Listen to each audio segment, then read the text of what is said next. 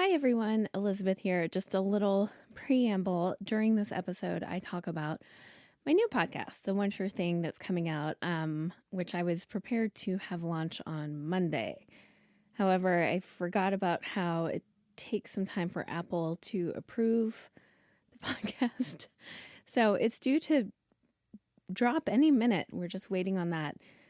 So please follow me at The One Sure Thing Pod on Instagram, and I will update when it is actually available. And I'm very excited for you guys to hear it. Thanks.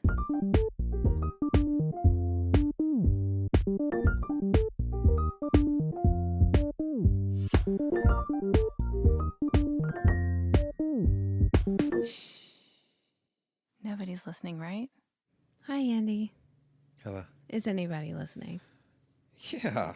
Are there somebodies out there listening? There are somebodies out there. Let's see. From a Fox Moon. 5 stars. Love it. I'm listening. Thanks, Monica. I love your laughs. Like, seriously, you both have incredibly contagious laughs in your real-life chats. Such a loving and relatable couple. However, I'm sitting in front of my cozy Christmas tree with my husband and cocktails, watching National Lampoon's Christmas Vacation, and I can't stop thinking about Elizabeth's fantasy. Laughing out loud. It may have changed this movie for me forever, but worth it. I so enjoy the musings of this sweet but very real couple. So glad I discovered this podcast. It's my go-to when I need something comforting and familiar. Oh my gosh. By the way, Dream of Dreams, Cocktail Lampoon's Christmas Tree. I want people to know that I'm very, very much able to watch that movie and separate it from the fantasy element. It's almost like it's two different things. Like, so you don't even think about it when you watch the movie? When maybe I think about it now kind of for a second, but it's not like I don't want anyone getting it twisted. Like, I'm not watching that movie going, oh yeah. There's none of that. Yeah. I just really love the movie. I think it's very funny. That's one of my favorite Christmas movies. Here's one. Family Heirloom. The Pan episode was so funny. I think it will be passed down through the generations, and it shall be called Pandy. That is amazing. That's from Rosie Posey. Up in Canada there. Up thereabouts up there in Canada. This is a show about nothing and everything, and I love you guys. Thank you from Canada via St. Monica. We have gotten so much love from St. Monica. It's kind of crazy. It is bonkers. I'll take it. I love it. Oh, yeah.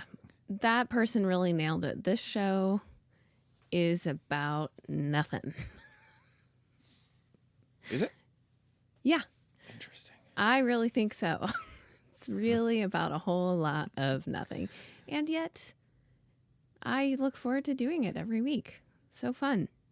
Yeah. You and I, are there any more reviews you'd like to give a shout out? There's like a bunch of reviews. I don't... Yeah, I want to say to our somebodies and nobodies and error-bodies, thank you for the reviews. We do read all of them, even if we're not reading them out on the podcast. I mean, thanks to St. Monica and all of you fine, wonderful people. Elizabeth reads them every night. It's her bedtime ritual. It helps her fall asleep. Before I read near-death experiences, I have a whole...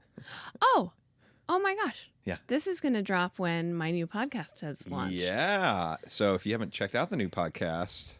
Please do. It's called The One Sure Thing. You can find it anywhere your podcasts are. I'm announcing this before I have uploaded it, which is risky, but I guess we can come back and edit it. But I'm just like, I have never been so anxious about putting something out there. Whoa. Okay. I think usually that's a really good thing. There's this really sweet book we got for our kids. I want to shout out the author. What do you do with an idea? And it's a New York Times bestseller. And it was written by Kobe Yamada, illustrated by May Bessem. May spelled M-A-E, which I love. And it's such a beautiful book about a child who has an idea and is scared to introduce the idea to the other people, and people might say it's silly or stupid or not important, but the idea keeps growing and wants attention. And then finally the child realizes those people don't know what they're doing. I'm going to pay attention to this idea and put it out there. And then the idea ends up changing the world. It's beautiful. And so this morning when I was reading that to our kids, I was thinking about the podcast. Yeah. How scary it can be to introduce a new idea. Oh, I'm so excited for you. So anyway, there's that. Now you and I are both, not only are we both hungover, we're like on day 4 of consecutive hangovers minus one day. Which is funny because on Wednesday, Mm-hmm. we went to holiday parties Thursday night, Friday night, and you had maybe another thing. And there was one this weekend. That's what it was. Okay. It's just, you and I don't ever do shit in our lives. Like, we never go out. Yeah. And then I would say in the past 3 weeks, because we've had a bunch of dinners, it's been a social whirlwind. And I will say, gosh, I feel so fortunate.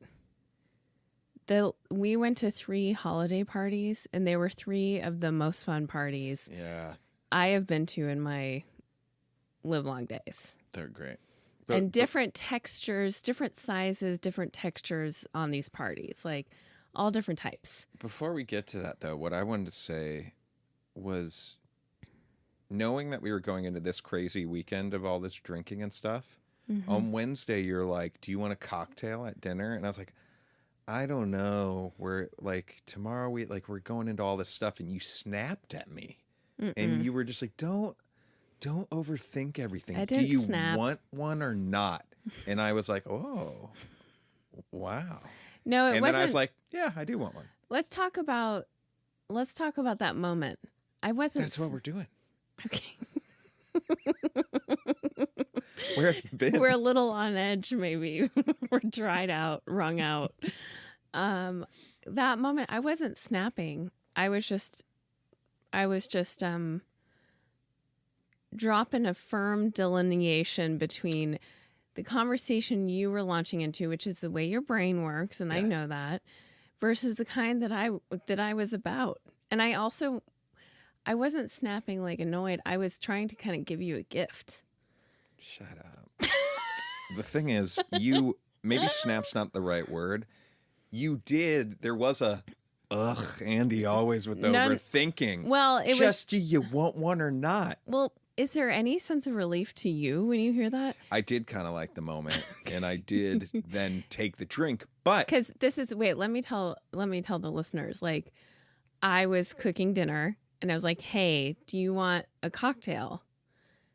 And you walked in and started doing your Andy thing of going, oh, but we have the parties. Like, you do all of this math for everything in your life. Yeah. And it's a simple question. Do you right now in this moment in time want a cocktail or not? Sometimes it's lonely not being able to share my math with anybody.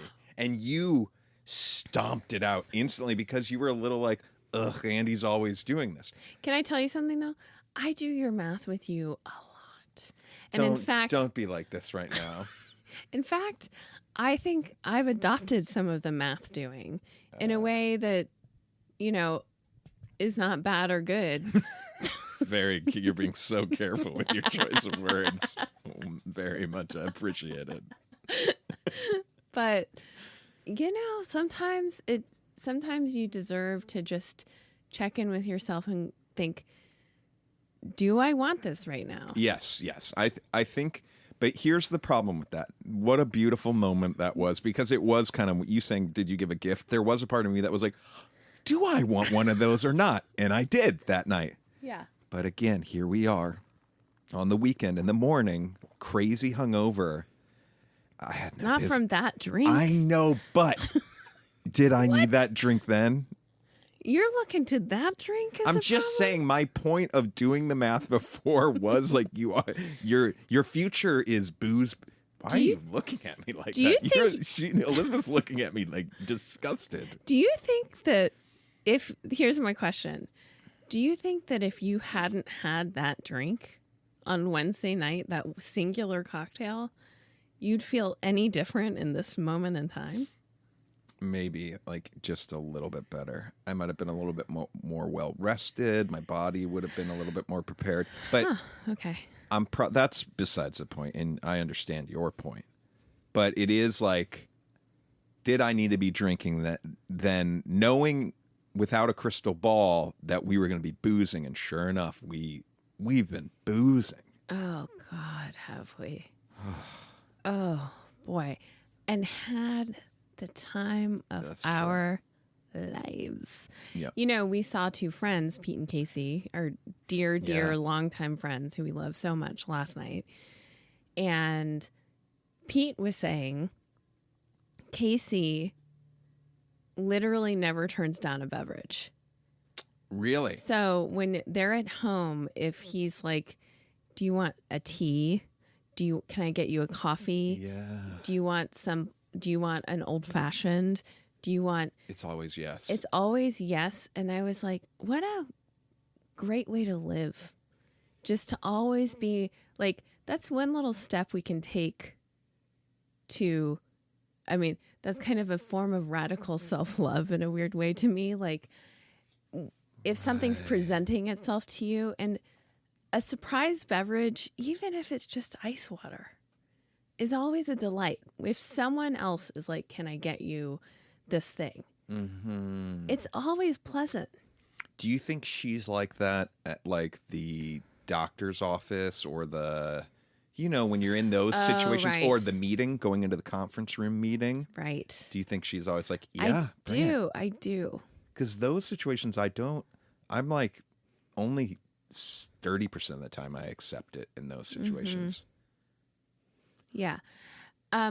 This is a very totally beverages and sometimes hot sauce type conversation. Yeah, it is. It is. But I like that idea of just saying yes to bevs. Those kind of things. Mm-hmm. Yeah. I mean, you make a good point, like the butterfly effect of if you hadn't had that drink, could you have had better? But I truly don't think that Wednesday nighter was part of the problem here. And I don't, you know what I was also thinking about this morning? I mean, I woke up and went to a Pilates class. It's insane. And I want to talk about that. I didn't think you'd make it. I didn't think I'd make it. I didn't think there's no point along the way that I thought I was making it to that Pilates class until I was in that Pilates class. And I was like, wow. And by the way, I want people to know, and you appreciate this, I know. Mm-hmm.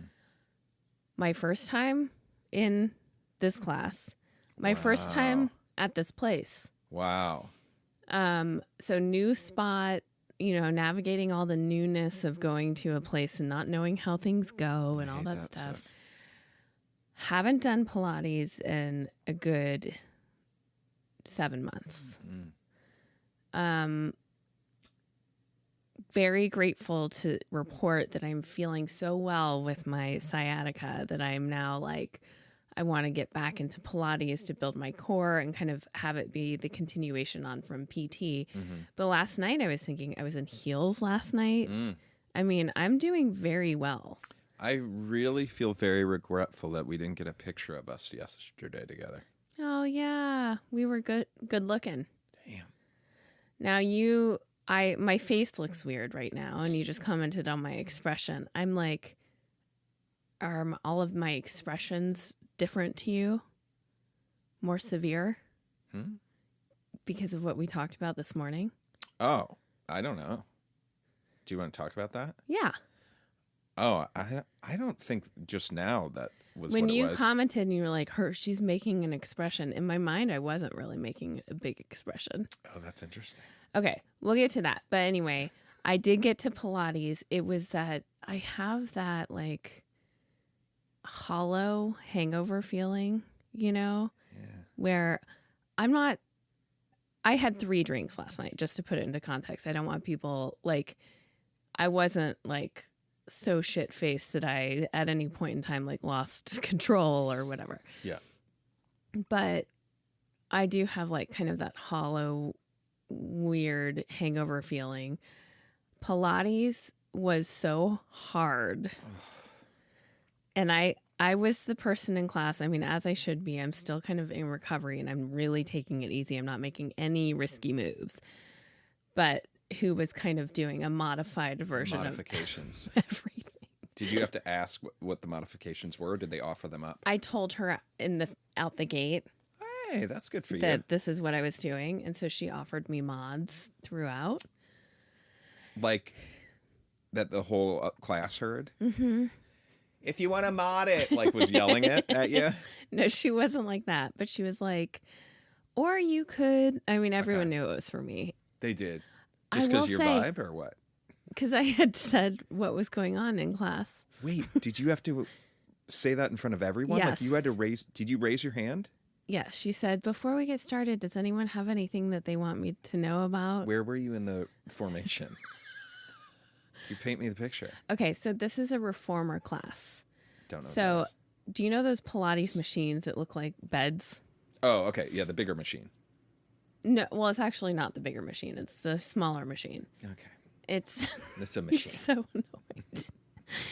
They were lining the walls. So it's not the bed kind? It is the bed kind. What's bigger than the bed one? Well, there's one that has like a whole canopy over on top of it with like springs and stuff. This does have springs, but it's laying down. Is it wooden? Yes. Cool. So, okay, so they're like lining the room, and she kind of is just walking around the room. Mm-hmm. So there's no real formation, but I was in the middle one, like against the far wall. How many people how many stations? There are probably 14. Okay. Were they all being used? Yep. Do you have to reserve your spot? Yes. Does the instructor have their machine to show you guys or no? No. Attractive? Yes. Cool. By the way, I will say, looking around that room, I was like, it was very inspiring because I mean, bodies of all shapes and sizes, but everyone's like strong and looking good. Mm-hmm. And I'm like, okay, well, this is something that's exciting. And I will say after doing it, so I did that and then I went to Trader Joe's. And while I was at Trader Joe's, my legs were shaking. Wow. Like I worked hard in that class, even doing modified everything. And tomorrow I'm going to be sore as fuck, I'm sure. But I have this feeling I haven't had in a very long time, which is like this feeling in my body of my muscles being alive. Like, I don't even know how to describe it. Like, blood is still circulating in my body right now as we speak from this experience. And I love that feeling. Wow. So I'm very happy. That's great. And I hope it keeps up. And I hope I just can protect my back through the whole thing. Yeah. Okay. Let's talk about my face. Yeah. Now, just to protect you, yeah, just be careful. I know how you navigate this conversation. It's know. One thing how we discuss things behind closed doors, but this is public now. So just be careful. Mm-hmm. Okay. I have never had Botox until this week. And it's something there, out here in Hollywood or whatever you want. Everyone gets it. This is probably true everywhere now. Like, people all over the place are getting it. Mm-hmm. And there is a look to it, one that I'm sporting a bit right now, unfortunately, that I have always wanted to avoid. However, I was starting to feel, you compare yourself to your friends, and our friends came over and I was like, God, she has not aged and it's amazing. And she told me like where she goes to do this, to do this. And I will say it's a lot of time and money and energy to look like you haven't aged in the right way. Mm-hmm. And there's a way to look kind of more natural or not. Now, this also kind of goes against the philosophy I want to adopt. And I've talked about this with my body stuff as well. Like, I want to be a certain way about my philosophy and how I feel about things. Like, I want to just feel good in my body, and I can't undo time, and I will never know what it could have been like if it hadn't been ingrained in me from a young age that like thinner is better, and you are kind of failing, Elizabeth, because you're kind of chubby or whatever it is, instead of kind of what we're trying to teach our kids, which is chubby is not bad. Fat is not bad. Different people have different amounts of fat on their bodies. This idea of like fatness equals unhealthy is not across the board true the way we've been taught. Things like that, I'll never know what it's like. And it was so ingrained in me that I'm trying to unravel that, but it's hard. Similarly, I love older women who look their age and own it and are graceful and beautiful. And our society puts such a premium on youthfulness, but really like age is incredible. And anyway, so this is a very long preamble to say, and also similar with body stuff, but then it's like, but if I did want to lose weight, is that bad? If I do want to look like I don't have as many wrinkles, is that bad? This is confusing and it's complicated to be a gal about town right now. And so I made an appointment. I went to the dermatologist. I actually was just going to talk to her about it. And last time I went to her, she actually was like, no, you shouldn't, don't do it if you don't want to or whatever. But I was like, let me just try it. Cause she was like, it goes away in 3 months. So you can always try it and then whatever. Now you've had really strong feelings about me not doing it, which is where we'll tread lightly, because of course I am, the master of my own body and my face. And it's not like you dictate what I'm allowed to or not allowed to do. But we've talked about this enough that I know you're disappointed that I did it, and I didn't tell you I did it for that reason. But you noticed. What? Well, because let's be. It looks weird. Let's be thing. clear to the audience. We hadn't talked about this until 2 hours ago, and that extent of talking about it was maybe 5 minutes total. So we haven't really talked about this at all. When did you go to the dermatologist? Monday. So maybe that next day I noticed something, but I just thought that you got done what you've done in a few times before, which like your face will look like a little red and like shiny and like tight or whatnot. But that's something totally different. That's like what is that? Like some laser skin thing or something? Yeah, that's honestly, it's just like, it's basically an exfoliation thing that they do. That's all surface. They don't inject anything. And it's basically like you're scrubbing your face with little crystal rocks and then go about. It's like just a slough. But it is like your face does look like shiny and like it has a look. And so I was like, oh, she probably did that. Yeah.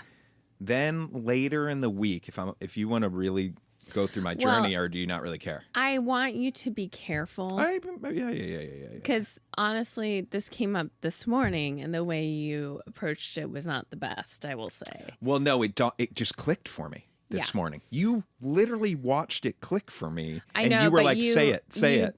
No, but then you were like, your eyebrows have been up. Like, saying stuff like that is not cool. Gotcha. Especially after we've like had this fun week of seeing friends and stuff. It made me feel like, oh, do I look insane? No, you don't look insane. No one would notice it if you weren't staring at my face like very carefully, like the way you see me. Yeah. But she did a very little amount.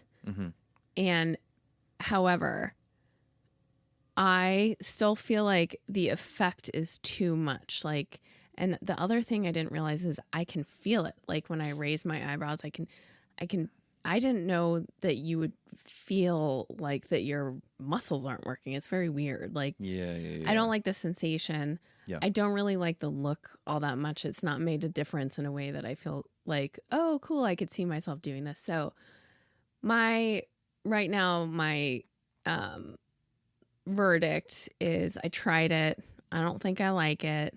It's going to wear off and I'll go about my merry way. Yeah. But anyway, I did it. And you didn't tell me, though. Yeah. Because you've been so horrible about... No, just kidding.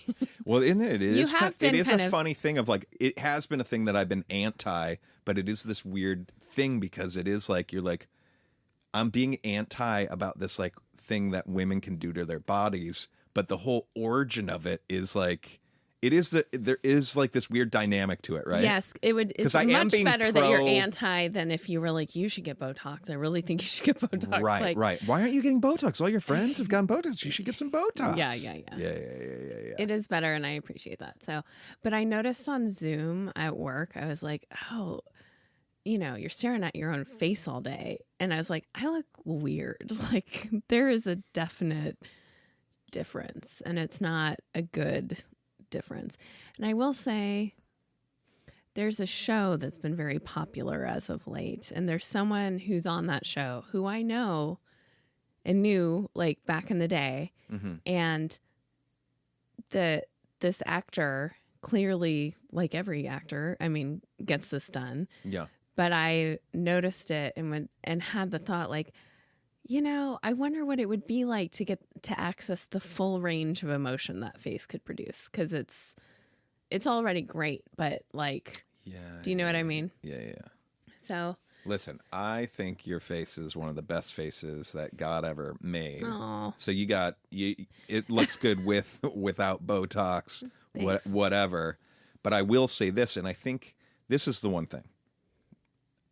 And I'll tread lightly here, but just so the listeners know the history of this, I've just never been a fan of the look in general. Let's say when people do it, so there's that aspect for me, which like who gives a shit about my middle-aged man opinion about that? But there is that's there. Great caveat. But then there is the other fact that I truly think that you have been blessed with this face that I've been lucky enough to hitch my wagon to, that I've always known you are going to be a very, very, very beautiful older woman. Oh, that's so nice. And I don't think that sometimes the chips don't fall that way for some people as they age. Sure. Sometimes the glory years are earlier. I even feel weird talking that. That's very sweet, Andy. Mm-hmm. I feel weird talking about also because it's like the amount of like the premium we put on appearance versus, Yeah. obviously what matters is inner beauty. This is all right and true. Mm-hmm. Can we also appreciate I have very beautiful friends. I admire them. It's like how to navigate this kind of landscape. But I did go per my friend who told me about this. And I think what I'm coming to is some faces take to Botox in a way. Like my friend, it looks very natural. You cannot tell.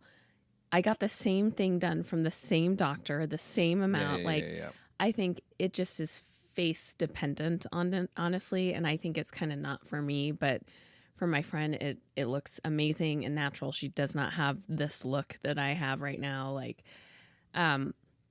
She's the one who told me about going to get a facial, and when I was at the facialist for the first time in 7 years, she's talking to me and she's talking to me about my face routine and washing routine and stuff, which has been non-existent. I mean, I barely have anything.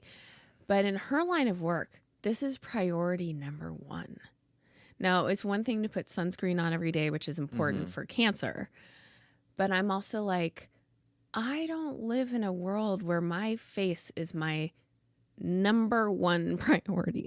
It cannot be. I cannot spend 40 minutes every morning and every night doing this dance of serums and stuff like that. Like, but what's crazy about it is I have very mixed emotions about this, and I know it's like I feel like I'm really treading a weird line here. But even talking about it out loud, there is this push-pull of, for women especially, that almost like the narrative has been flipped of like, now that like there has been so much pushback on like we should look just how we want to look, and like we have been being brainwashed, right, for so long, but now it's almost like I fear that, but the narrative is like, but we can do whatever we want to look however the way we want, but it's like you're still getting sold this thing.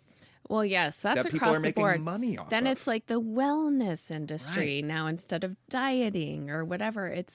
You're totally right. I mean, we're kind of, I think things are moving in the right direction. But I personally constantly feel this like, I want to feel good. Yeah. And then I'm trying to like parse out, what about this is making me feel good? Is it like rooted in the patriarchy of like wanting women to be smaller and take up and be like little and take up less space and look youthful because men like to fuck young women, you know, like all of that stuff versus, a great example is body hair. Okay. Like, I love that there are young women now who have never shaved their pits, never will, and we have natural body hair, and like, why were we shaving it to look like prepubescent whatevers? Yeah. You know, I don't really do much to my bush. It is what it is. And that, you know, I think a lot of my peers have nothing there because of this weird idea that that's the ideal, when it's like, that doesn't make any sense. But my armpits, I'm like, I don't feel good with armpit hair. Right. And is it because that was like baked in and ingrained? It must have been. But There's like a feeling of feeling clean and stuff when I shave my armpit hair. And it's kind of trying to parse out like what the expectations are, where they're coming from, usually the patriarchy, versus like me wanting to feel good with what I've got and with the, you know, the history I have. And in my case, feeling good means I am shaving my armpits, but I really admire young women who aren't and who don't. And I think that that's heading in the right direction. It is interesting too. I heard this and I just looked it up because I heard this recently somewhere.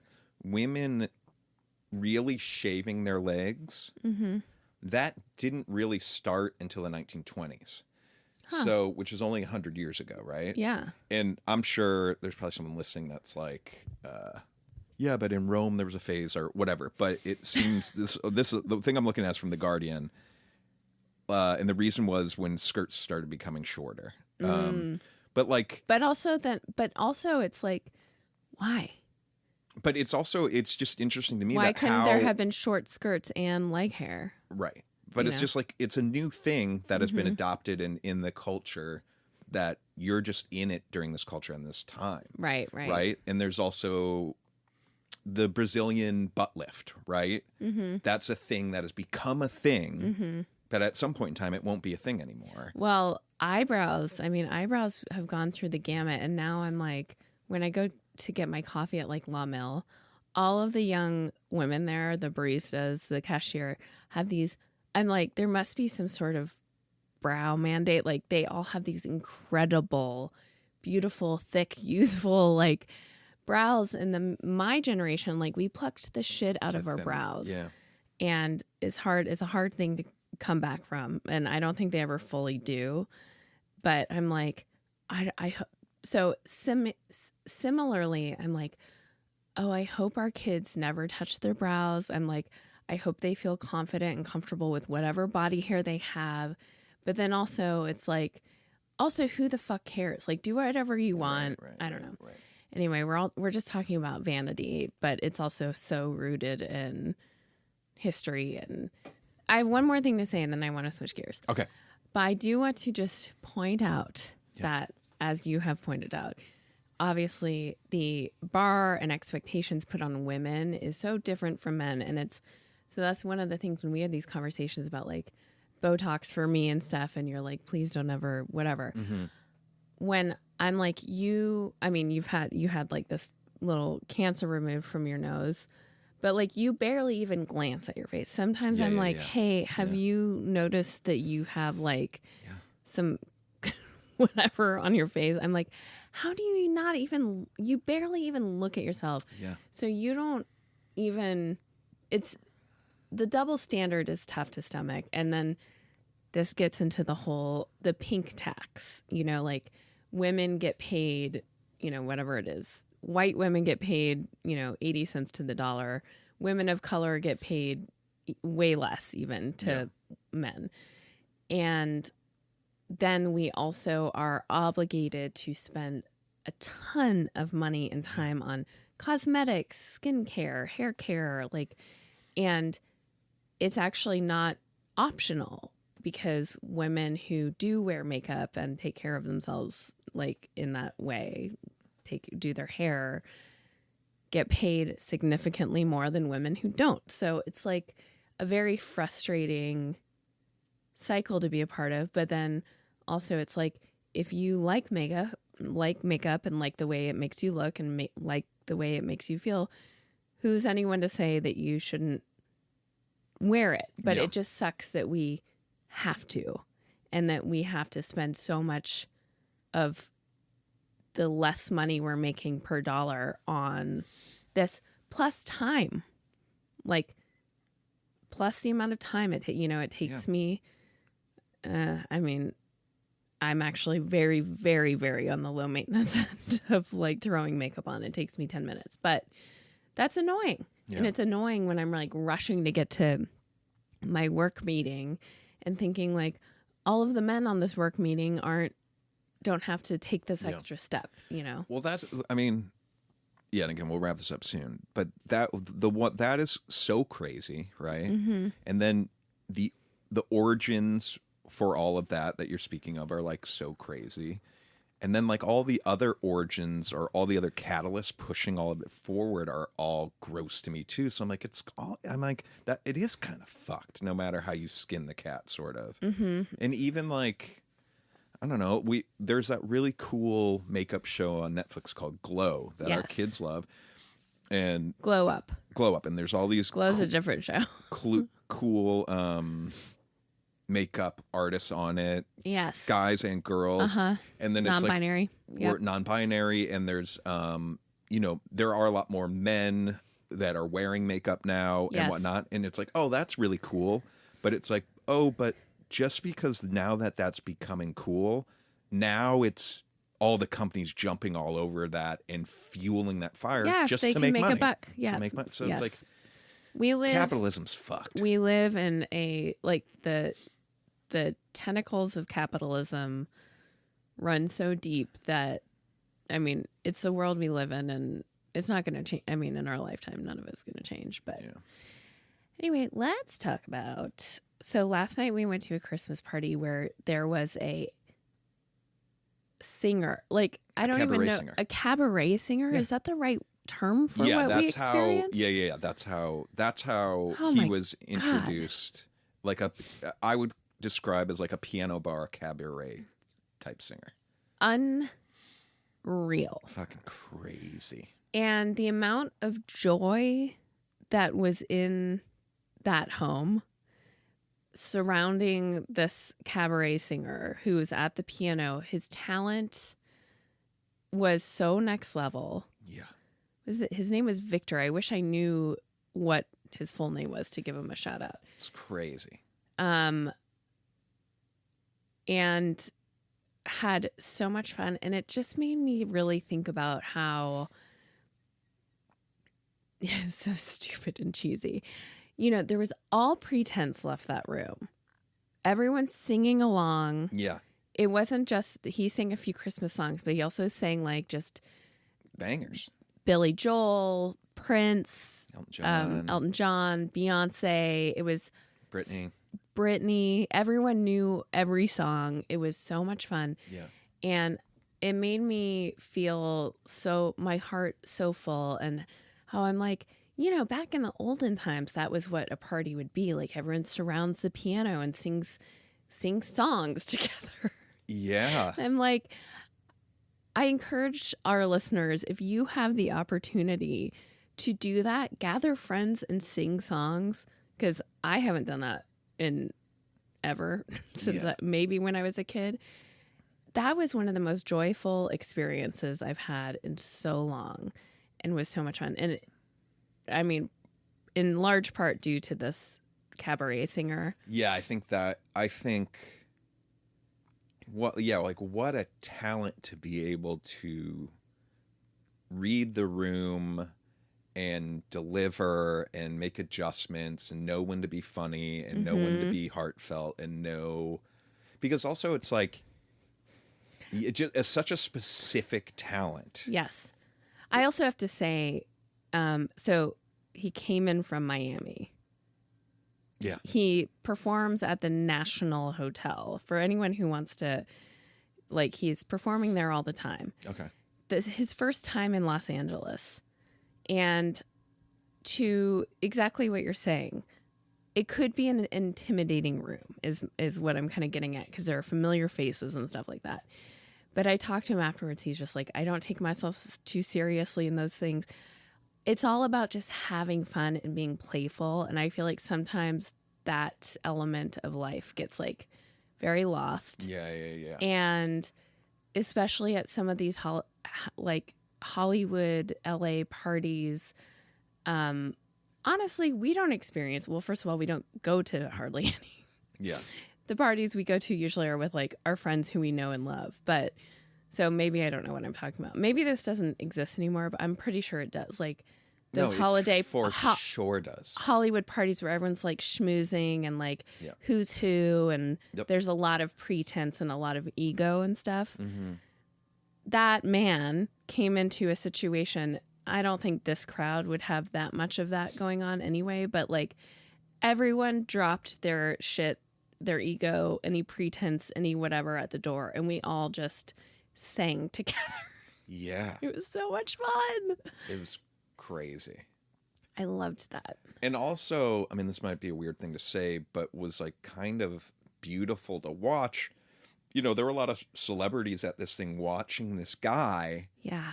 And you could see them watching this guy being like, oh my fucking God. Talent. You know what I mean? Which is being moved and inspired by something that's entertainment, but outside of your world. Yeah. Was really cool. I mean, it makes me think about when you go to an art museum and you look at a work of art and you're moved by it. I mean, that's the whole point of art. Yeah. He did that to all of these people who are all, in some form of entertainment themselves. Yeah. But this was a different texture to it, and it was so much fun. Yeah, that was magic. So if anyone has an opportunity to gather around a piano and sing Christmas carols or holiday songs, or just whatever song you can play on the piano, I would love to have. I mean, we don't have a piano anymore. So yeah. Stuff. But someday, if we could have a piano again, that would be. I would love to just sing with our family. Yeah. Yeah. By the way, can you imagine? I think they would get on board with it, but just asking my sister's family, hey guys, will you guys come visit? We want to just gather around the piano and sing. Listen, that might happen this Christmas. I already told our nephew that we're gonna jam together. So, but that's cute. I feel like that's gonna be more maybe we'll sing some AC/DC songs. Yeah, well, same, maybe same feelings. We'll see. Yeah. Okay, well, we've covered a lot. Wait, is this the last episode before Christmas? It is. Is it? Yeah. Wow. We'll be on the other side of Christmas. Wish you a Merry Christmas. Join in. We wish you a Merry Christmas. We wish you a Merry Christmas.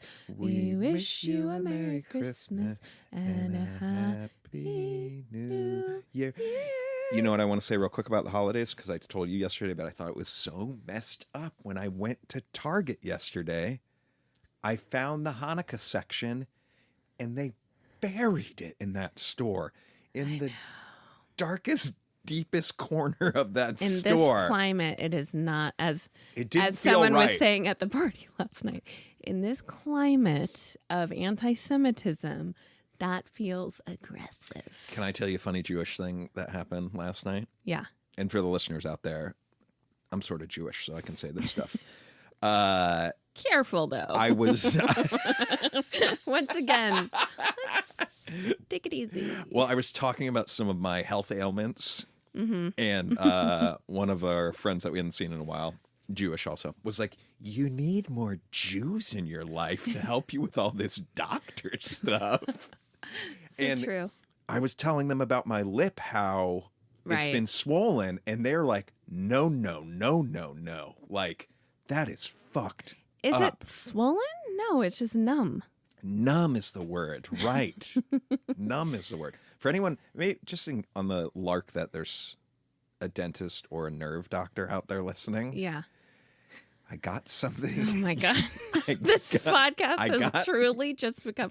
By the way, real fast. We should have a health section every time. Thanks for everyone who's written back with the hypothyroid info.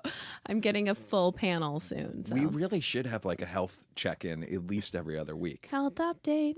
Anyways, I had a sore cut out of the inside of my mouth, like on my cheek. I hate that this is how we're ending. And they numbed my lip to do that with Novocaine, as everyone knows how that feeling.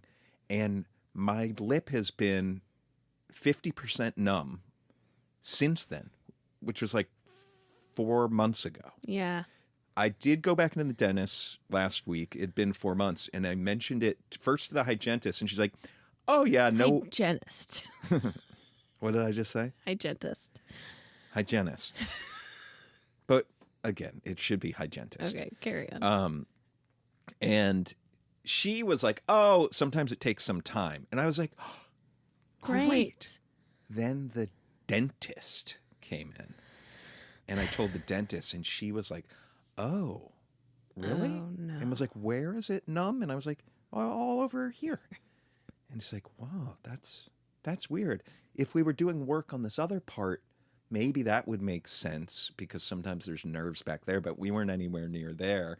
And I was like, "Well, so will it get better?" And she's like, "I don't know." And I was like, "So it might just be this way?" And she's like, "It might." And I was like, "Well, what the fuck?" But then I was telling these guys a story, and they're like, "No, no, no, no, no." You need a second opinion. But but I was trying to tell them, they're like, "Why didn't you do anything?" And I was like, because I was like, what is there to do? Like, I can't feel anything.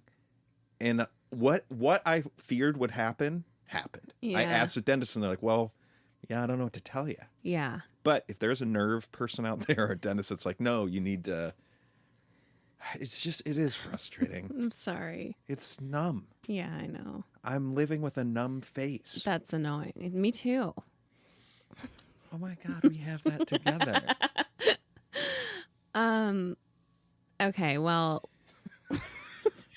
It's so funny how disappointed you are. well, we did like a wish you Merry Christmas. We're talking about like gathering and singing, and I just hope everyone out there listening knows how grateful we are to you, not only for giving us all of our health information. I'm grateful to you too. And I'm grateful to you, Andy.